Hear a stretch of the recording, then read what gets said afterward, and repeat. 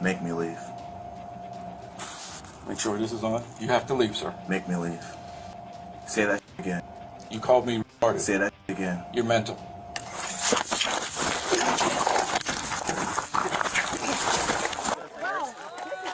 Let go of the car.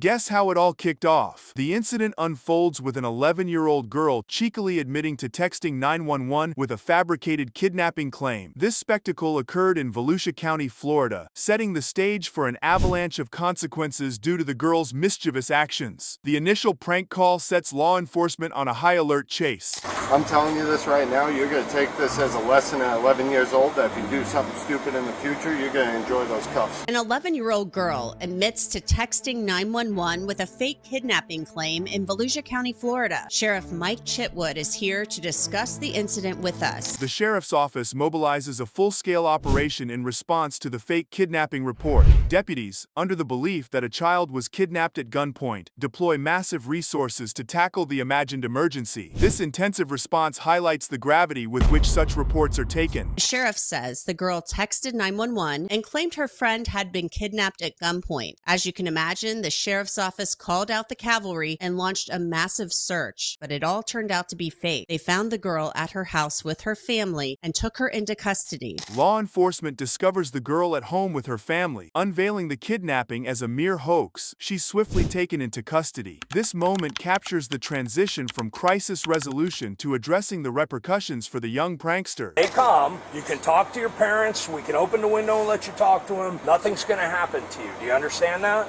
Okay. An officer earnestly speaks to the girl, stressing the severity of her actions while trying to frame the incident as a vital learning opportunity. He suggests this could be a watershed moment for her, a chance to grasp the real-world consequences of reckless decisions. This poignant interaction is not just a scolding, but a chance for growth. I'm telling you this right now, you're going to take this as a lesson at 11 years old that if you do something stupid in the future, you're going to enjoy those cuffs. I'm not going to do this again.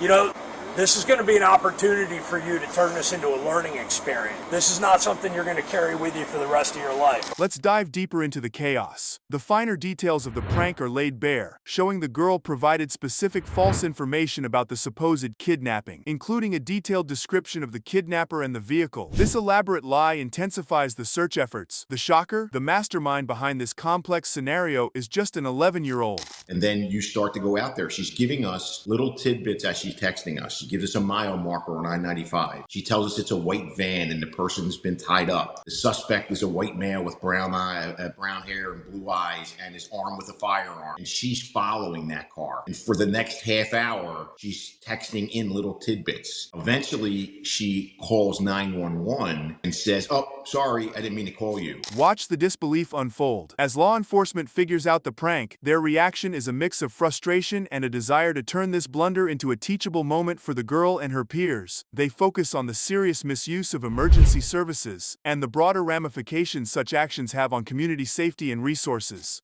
When you all figured out that this was a fake call, a prank, a swatting call, a spoof, whatever you want to call it, your reaction, your thoughts, your feelings? I think if you watch that video and you listen to my lieutenant is talking, you could see the frustration in his voice, but also as a father, he's trying to use this as a teaching moment for her, and hopefully she'll tell all her little friends about. But when you look at the resources that were out there, we delve into the broader implications of internet misuse, spotlighting the perils of online platforms and their magnetic pull on young minds. This segment aims to enlighten the audience about parental duties in overseeing their children's internet use and the potential legal headaches that pranksters can cause. the internet is. So what we're doing is we are partnering with the Department of Children and Families. And as school gets back, we're going to start to do symposiums at night. And we want parents to come invest an hour and a half of your time, learn about the dangers of the internet, learn about how to protect your child, and learn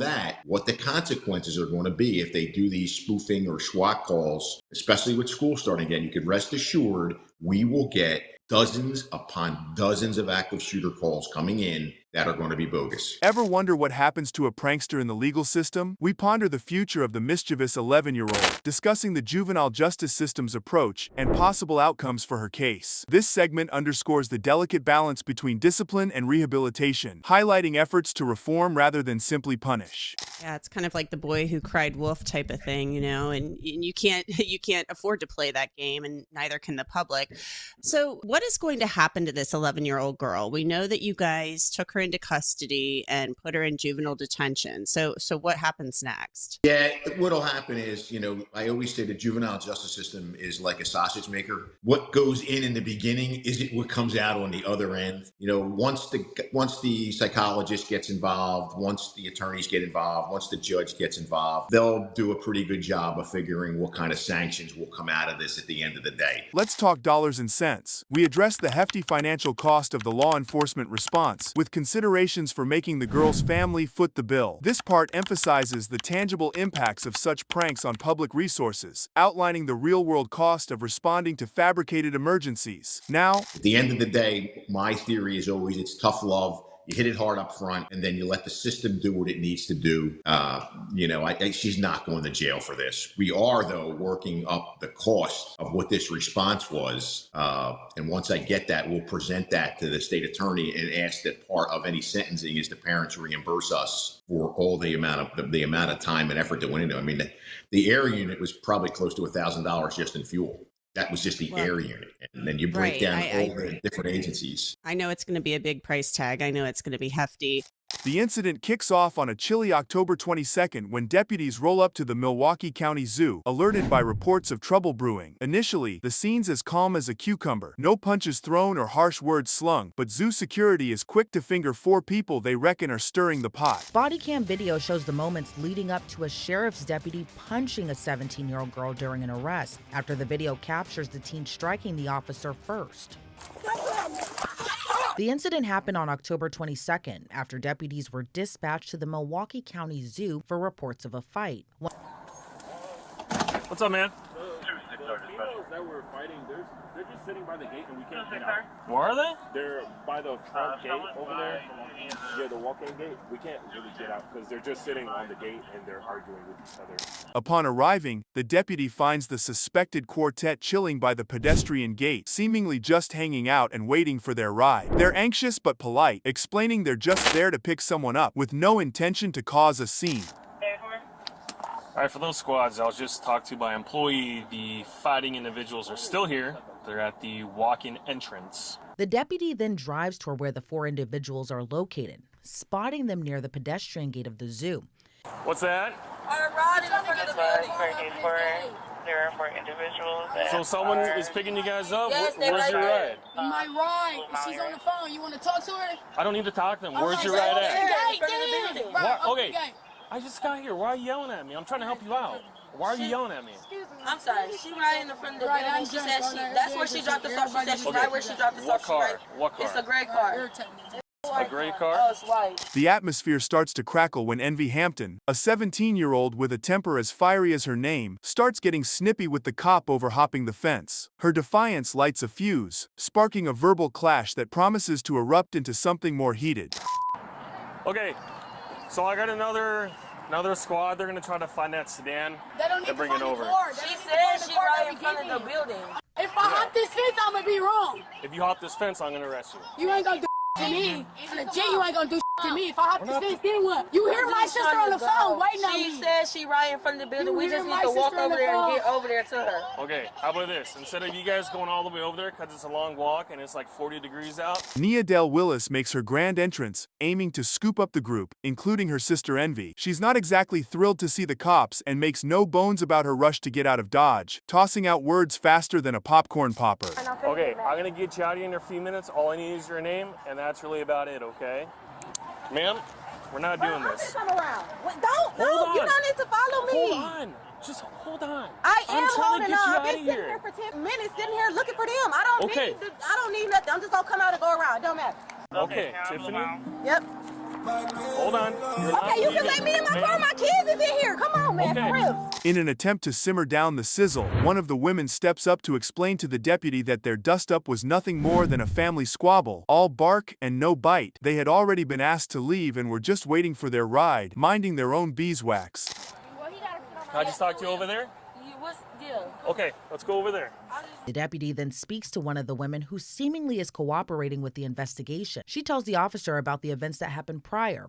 So we just argued, we didn't fight, we didn't know, we argued, okay, they told us to leave, we left, we went out here, we sat out here. What we had to do outside of here don't have nothing to do in here because we was not on the premises no more. We sat out there, we waited for our ride. Our ride here, we just ready to go and get it over with. We're not trying to make it no. Chaos ensues as Envy decides she's had enough of waiting and lunges at the deputy, which turns the heat up to full blast. The deputy reacts, and what unfolds is a tussle that spirals out of control quicker than you can say zoo. Both sisters end up in handcuffs, and charges are on the table. Stay tuned. The aftermath and wrap-up are coming up next, and you won't want to miss how this all ends. The women then urge the deputy to let them all leave. But then when more authorities arrive on scene, the tension escalates. You don't gotta come over here. Why is y'all bringing all these police? They argued, but nobody got to fight or like it never got deeper than. The video then cuts to another deputy's body cam as he responds to the scene.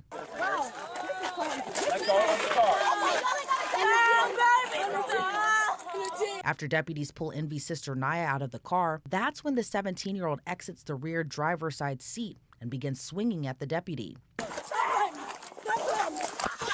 After the struggle, both the teen and her sister Naya were taken into custody after the incident. The son spills the beans about November 21st, when his mother was eliminated. He gives us a play-by-play in the courtroom, describing his horror as he saw his mom get run over, her body skidding across the concrete like some tragic bowling game gone wrong. He points out how the defendant hasn't shed a tear or even tried to explain his craziness. On November 21st, you killed my mother. And in this courtroom, I watched you run her down and her broken body slide across the concrete. This woman loved and she was loved. You ran her down like she was nothing. And since that day, you have shown no remorse. You'd offered no explanation for your atrocities. It offends me that you're sitting here breathing while she is not. You are a monster. You deserve contempt and death. The son is throwing shade like it's sunny in the Sahara, calling the defendant a monster who deserves more than what the state's lack of a death penalty can offer. He fantasizes about a mythical dungeon where only rats would keep the guy company, chewing on his conscience, if he had one, that is. You are a monster. You deserve contempt and death. Sadly, with no death penalty in this state, I can only hope they lock you away someplace so deep the rats chew on your fingers at night. As for me, this will never be over until the day I'm pissing on your grave. I think it would be fair to say that for your crimes, even God hates you. If you could just tell me, go ahead. Yeah, for the record, Your Honor, that was the son of victim. The son turns the heat up, blasting the defendant for his Oscar-worthy performance of total indifference. Rolling his eyes and chuckling during testimony, classy man. He says this guy's the poster child for evil, live and unedited. And Mr. Brooks, I hope as I read my statement, you continue to roll your eyes. I hope you continue to laugh and just show how bored and unmoved you are by all of this. Because I think that's important. It's important for the world to see that evil can be a tangible, living, breathing thing. I think it's important for the world to see what human rot looks like. And to all the survivors, every time he puts his hand on that empty cavity where his heart should be, I hope you all smile, and I hope you take solace in the fact that today is our day. Today is for us. Today is so we can take our handful of dirt, throw it on his grave, and move on. Because that's what we all need, and that's what we deserve. He's all about his mom, painting a picture of a lady who was practically a superhero without the cape. She managed apartments, danced in parades, and was everybody's cheerleader. He talks about how she was snatched away by a real-life villain, making you almost want to check your locks. My name is Chris Owen, and I am the plaintiff. I'm here on behalf of another plaintiff, my mother, Leanna Joy Owen. Lee Owen was a mother, a grandmother, a best friend, an apartment manager, and a dancing granny. The reason none of the witnesses saw her in this courtroom is because she was executed by a child-killing sex offender, and we are both injured parties. My whole family is an injured party. To my kids, Lee Owen was Nanny, and Nanny spoiled her grandkids every chance she got. On every birthday, she would call and sing happy birthday to their voicemail so they could hear it the first thing in the morning. Amidst his tribute, he calls out the defendant's bluff, showing how the guy's as remorseful as a rock. He digs into the good, the bad, and the ugly truths about his mom's life and struggles, contrasting it sharply with the defendant's chilling nonchalance. That was the one place she had to visit before she died. And now the best we can do is lay her ashes there. But Darrell Brooks' conscience is clear. And I believe him. Out of everything he said in this courtroom, I believe that is the one truth he told. I mean, how else could he make a witness look at each of his battered friends that he ran over and ask, how do you know who this is? Throughout her life, Lee Owen was a hard-working woman. That's why when she found herself on hard times, she was able to overcome them. Even though it took years, she dug herself out of a deep financial hole so she could live the life she wanted, the life she deserved. She always had to be moving or doing something, and this often involved people. She was very social and loved being around those she cared about. And people loved her back. He's not just talking, he's pouring his heart out about the nightmares that haunt his dad and the what could have beens that torment him. It's raw, it's real, and it's more gripping than your last thriller. I lost my mom, Lee Owen, and I wasn't always a good son. I could be selfish sometimes. I could be mean. But no matter how angry or standoffish I got, she would bend over backwards for me, even when I didn't deserve it. And now I can never tell her I'm sorry. I can never tell her I should have been more grateful. I can never tell her how much I need her in my life. Yeah, shake your head. Shake your head. You know, because that is what you took from me. And there's nothing this court can do that would provide justice in my eyes. So all I ask is that you rot, and you rot slow.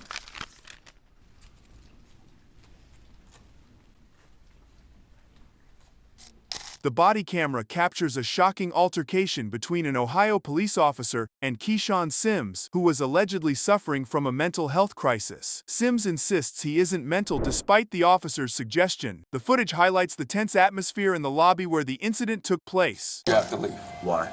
Leave. Make me leave. Leave. Make me leave. Make you leave? Yeah, make me leave. Make sure this is on. You have to leave, sir. Make me leave. Say that again. You called me retarded. Say that again. You're mental.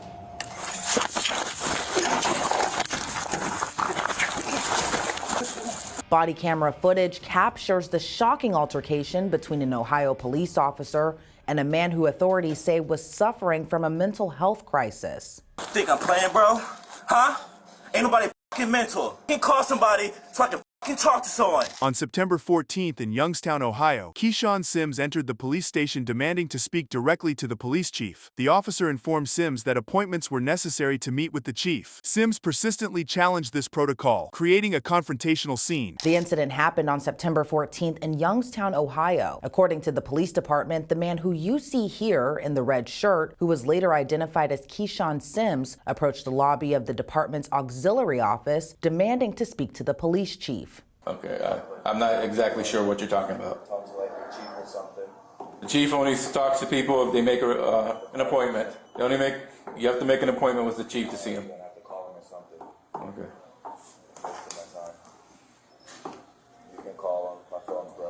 The officer attempts to de-escalate the situation by offering to call someone for Sims, but finds out that the person is unavailable. Sims is then repeatedly asked to leave, as the officer explains that all official interactions require a prior appointment. The refusal from Sims leads to increased tension. The officer then tells Sims he will call someone for him. However, the officer says that unnamed person is unavailable. She's not in her office. And that's when the discussion takes a turn, as the officer tells Sims he is unable to help him and asks Sims to leave.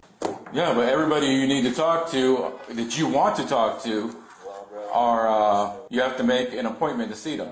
Well, that's the way it's going to be. You can say no all you want. The verbal altercation escalates when the officer again calls Sims mental, prompting Sims to ask him to repeat the statement. Sims then physically confronts the officer as he continues to refuse to leave the premises. The situation rapidly deteriorates into a physical struggle. You have to leave now, sir. Or what? You have to leave now, sir. Call someone right there. I'm not calling anyone. Yeah, you have to leave. Why? Leave. Make me leave. Leave. Make me leave. Make you leave? Yeah. And then the confrontation turns physical. Make me leave. Make sure this is on. You have to leave, sir. Make me leave. Say that again. You called me retarded. Say that again. You're mental.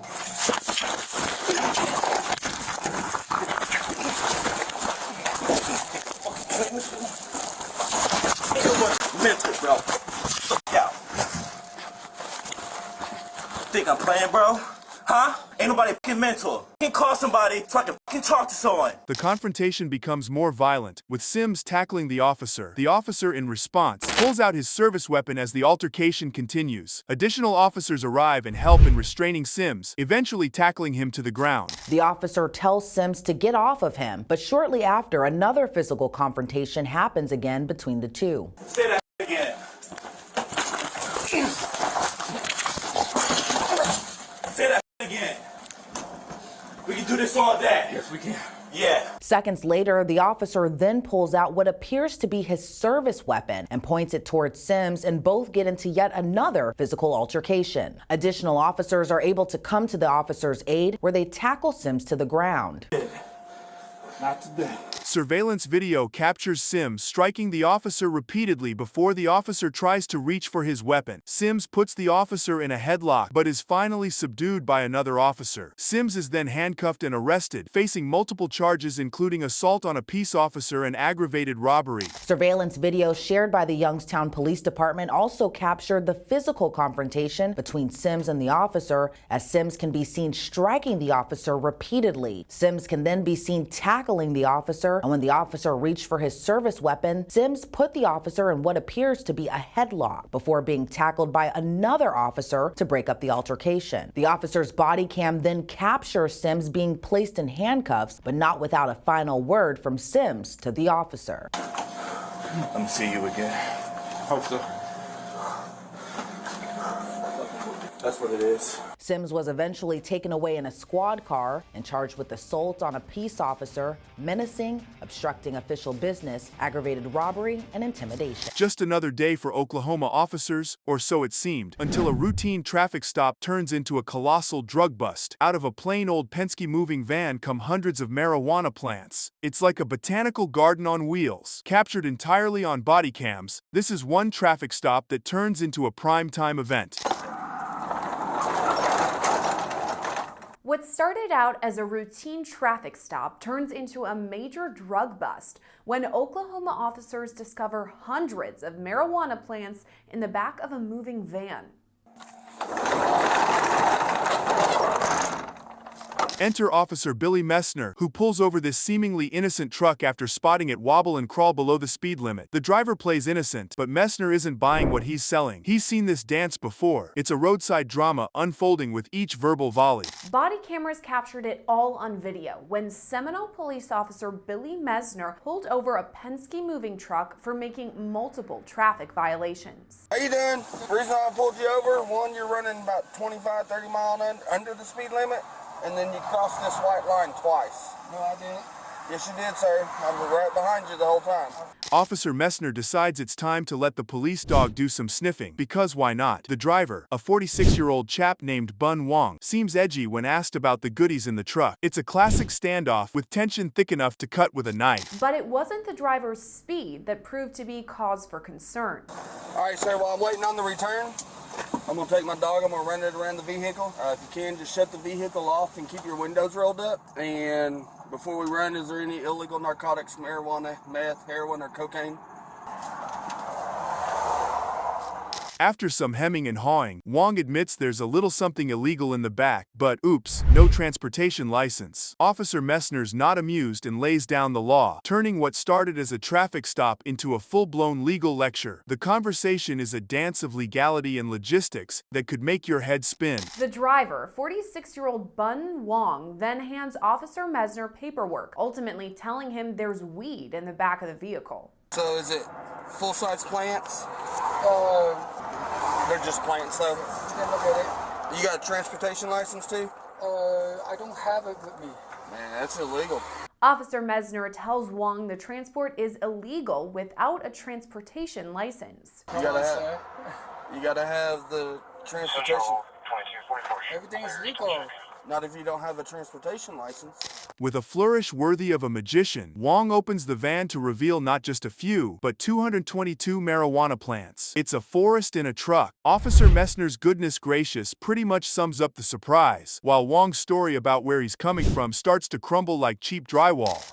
It's then that Wong voluntarily opens the back of the moving van, revealing 222 marijuana plants. You mind if I open the back up, or do you want to open the back? You can open it. Okay. You want me to open it? You can if you want. Yes, sir. So is it... Okay. Plants all the way to the top. Goodness gracious. How many supposed to be there? 150. As Messner smells something fishy, and it's not the marijuana, he calls in the reinforcements. Backup arrives quicker than a pizza delivery, diving into this botanical mystery to peel back the layers of Wong's fishy tale. The gathered law enforcement team is like a council of wise owls, pondering the oddities of Wong's road trip saga. Way over there. Officer Messner quickly radios for backup, saying Wong's story isn't straight. I got roughly 150 plants, but everything he's saying is not adding up to what his manifest is saying. When other officers arrive, Officer Messner explains the situation. He doesn't have a transportation license, but then he come back, then he hollered at me and he said, my lawyer helped me do this, and he showed me something on his phone. I said, just go back up there and sit down and we'll be with you. His lawyer? Yeah. Finding inconsistencies, Messner decides Wong's journey in the free world ends here. It turns out you actually need to carry your transport license. Shocking, right? This moment is all about crossing the T's and dotting the I's, as the law comes down hard on unlicensed botanical transport. Next, Officer Messner tells Wong he's being detained and explains why. Well, you can have them send that to you, but right now you're going to be detained for not having a transport license, because you don't have a transport license. My boss has it. You have to have the transport license. Whoever's transporting has to be in this truck that's a license. You don't have a locked door. 2, you don't have a transport license. You don't have the grower's license or anything like that with you. So he's going to transport you back to the PD for me. The deputy confronts the father and son about the son driving without a license. The son tries to justify his actions by mentioning that he was driving on behalf of his father, but the deputy isn't having any of it, questioning the legality of the decision and emphasizing that personal circumstances do not supersede state laws. The son then presents some court papers as identification. So you don't have a driver's license? No. And you're driving? I was driving for my dad. I don't. Does your dad have the ability to supersede Arizona state law? The answer is no. Okay. I live on the mountain of right. Do you have any ID on you? Here's some of my court papers from a while ago. Court paper? What'd you have to go to court for? For driving a while ago. For driving? So you've been stopped for driving without a license before, and now you just keep doing it. The situation escalates when the deputy decides to issue citations to both the son for driving without a license and the father for allowing him to drive knowing his license status. The son's history of suspensions is detailed, listing multiple instances where he was penalized for reckless driving and other offenses, showcasing a pattern of irresponsible behavior. So I'm going to write him for not having a license. I'm going to tow his car because he can't have it. I'm going to write Dad a citation for telling him to drive that when he knew he didn't have a driver's license. So everyone's going to get cites today. He has 1 suspension, 2 suspensions, 3 suspensions, 4 suspensions, 5 suspensions. So he's been suspended 5 separate times. The deputy explains that due to the son's repeated violations and never having a valid driver's license, Arizona law mandates the towing and impounding of the vehicle for 20 days. He instructs them to remove any valuables from the car, highlighting the severity of the son's continuous disregard for driving regulations. It's not because he's suspended. It's because his privilege to drive is suspended because he's never ever had a driver's license. Arizona law says that I shall tow and impound that vehicle for 20 days. Anything that's of value in this car, take it out because I'm going to be towing and impounding it.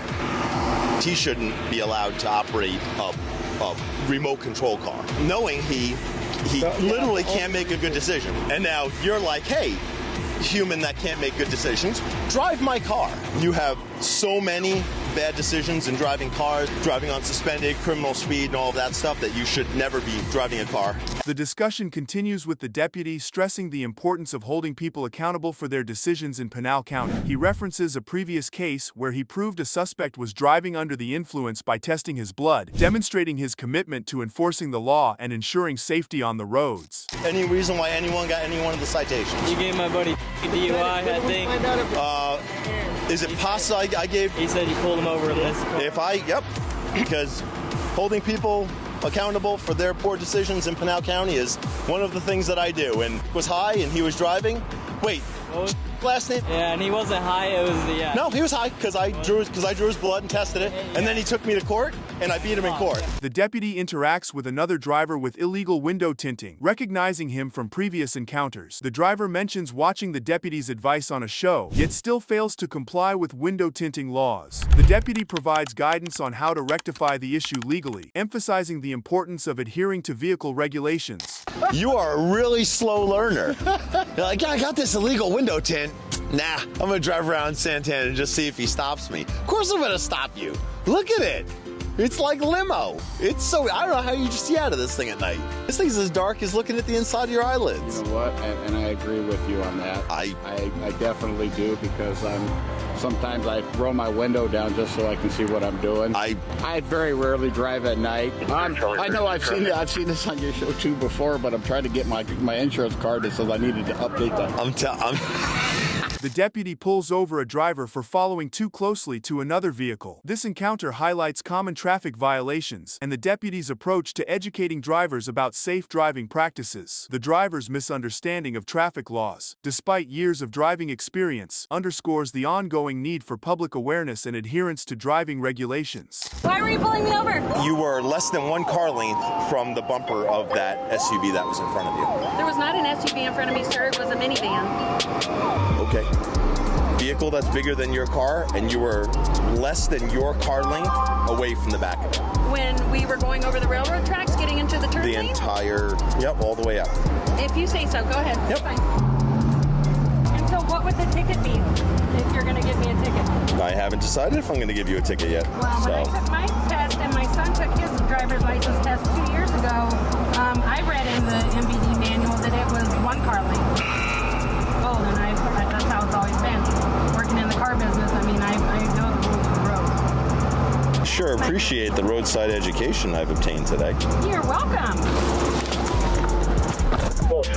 I don't even understand the conversation I just had.